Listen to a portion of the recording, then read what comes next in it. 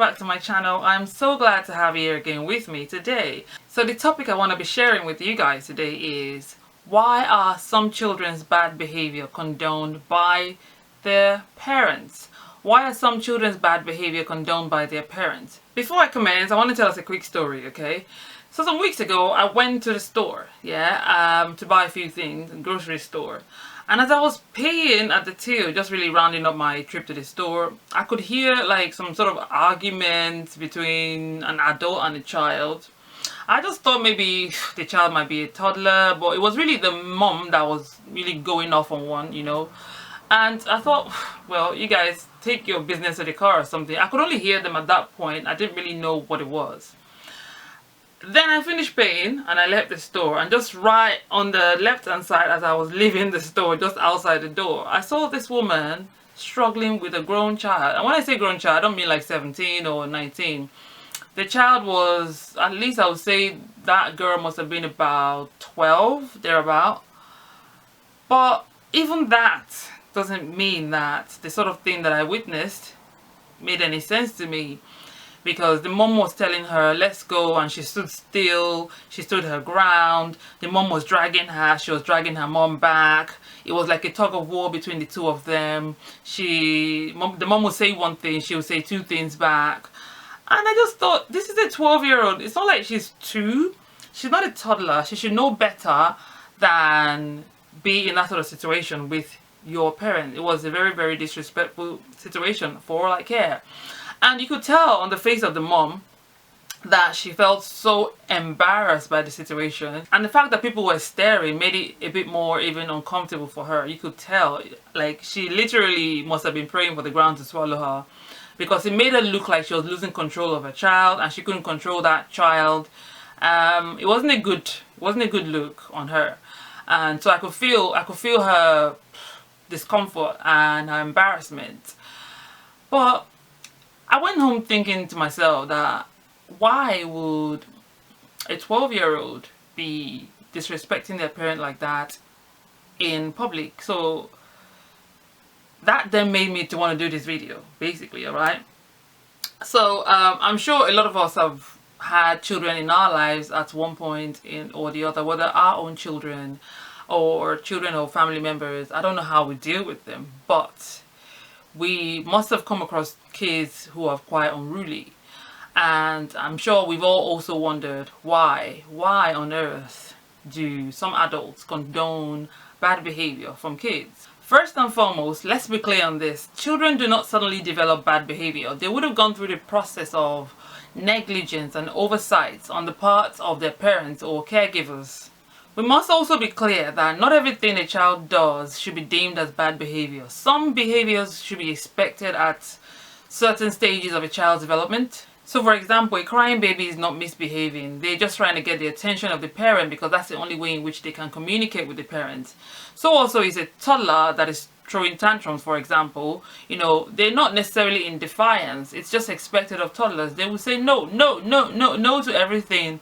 It doesn't necessarily mean defiance. It doesn't necessarily mean misbehavior. It is what it is. They will go through those stages, and those are the sort of behaviors that you would expect from children their age. What matters is that parents have the right skills that helps them to understand this behavior and then help the kids to manage them in the best way possible.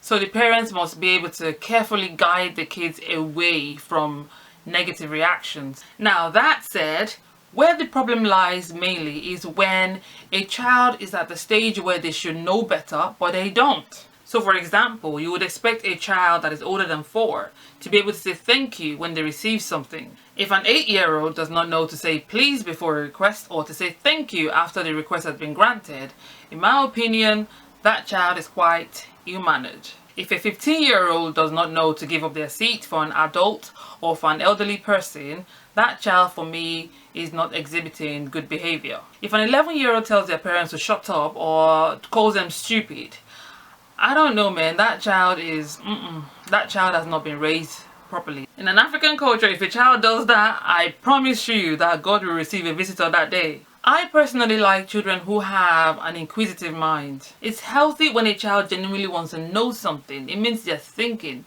they're observant, and we can help their growth by supporting their curiosity and enabling an environment that allows for intelligent discussion. Now, there's a difference between a child that asks questions out of curiosity and a child that questions the authority out of rebellion, because they do so with disrespect and derogatory comments. And what makes it worse is when the behavior goes unchecked by their parents or caregivers. We have so many children that exhibit bad behavior in the classroom, and they make the teacher's life a living hell. The worst part is when the record of this behavior is brought to the notice of the parent, you find that some parents would rather defend the child, irrespective of what the child has done. I find it to be very appalling. What some parents don't understand is that a badly behaved child and a badly raised child would end up becoming a badly behaved adult, and a badly behaved adult becomes a menace to society. It becomes a menace to everyone that ever had to deal with them. And then they wonder why they can't seem to hold down relationships, or they get fired from one job to the next. And if they're bosses of their own companies, they wonder why they have a very high turnover of employees. No one can stand you. Bad behavior needs to be nipped in the bud before a child starts to bloom. Now, what leads to bad behavior in children? Number one, negligence on the part of the parents. That is, parents who are only too willing to overlook things, either because they're lazy parents or they're just too busy. Number two is neglect. So children who feel neglected may tend to lash out, they can be rude, and they become quite rebellious. So basically they're saying, this is my way of getting your attention. If you're not giving me the attention I want, or the attention I seek or I need, I might as well lash out at you and everyone else. Number three, sometimes you even have parents who have come to the realization that they have done wrong by their child, and now they are genuinely seeking to curb the child's excesses. But then you have social services jumping into the situation and trying to stop the parents from putting in place discipline and boundaries that will help the child. This doesn't help in any way whatsoever. Although I still believe that the fault largely lies with the parents still. Because had they had the right skills or the right environment or rules in place at an early stage, they may have been able to avoid the future situation. Number four, parents oftentimes display behavior that they do not wish for their children to copy, for the children to imbibe. Parents unwittingly exhibit this behavior without thinking of the effects it has on the child. For example, a display of road rage while spewing profanities with your child in the car would only lead to that child displaying the same behavior at a later stage in their own life too. If you as a parent disrespect other people in front of your child, why wouldn't your child think it's okay to disrespect their friends or their teacher? Some of the worst things I've seen are parents who excuse their child's bad behavior and become defensive and rude towards people who call out that child's bad behavior. Number five, some parents want to be besties with their children, and so they ignore their unacceptable behaviors. This is my advice to parents. Number one, guide your children and nurture them. That is why you are the parent, not the other way around. Your children shouldn't be the one telling you what to do. They shouldn't be the one, bossing you around. You are the parent. You should be the one doing the guiding and the nurturing, and giving of instruction and chastising when you need to chastise. Number two, when children do wrong, correct them in love. Do not make the habit of making empty threats. Children are very perceptive. They pick up things. They can be very manipulative as well. Make sure that you follow through with any punitive measures that you put in place. Children pick up on these things and they will take advantage. Number three, stop being in denial of their bad behavior. So your child does something and you're thinking, oh, it's just a child. No, he didn't mean it that way. Don't make excuses for their bad behavior.